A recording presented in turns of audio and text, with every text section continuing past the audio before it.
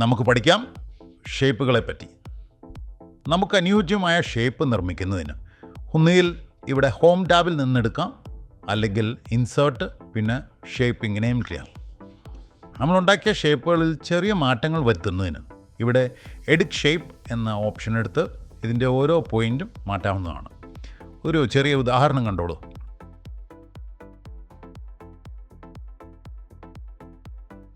Shape വെച്ച് ഇതിലും വലിയ കളി കളിക്കുന്നതിന് ഈ കാണുന്ന മെർജ് ഷേപ്സ് എന്ന ഓപ്ഷനിൽ പോയാൽ മതി.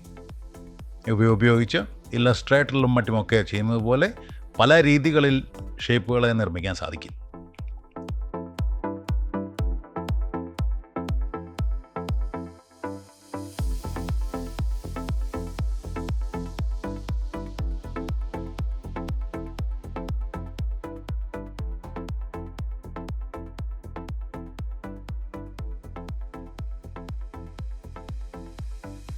ഇത് കൂടാതെ ഇൻ്റർനെറ്റിലും മറ്റുമൊക്കെ കണ്ടെത്തിയ ഷേപ്പുകൾ നമുക്ക് SVG ആയി ഇമ്പോർട്ട് ചെയ്ത് അതിനെ റൈറ്റ് ക്ലിക്ക് ചെയ്ത് കൺവേർട്ട് ടു ഷേപ്പ് എന്ന ഓപ്ഷൻ വഴിയും ഷേപ്പാക്കാവുന്നതാണ്.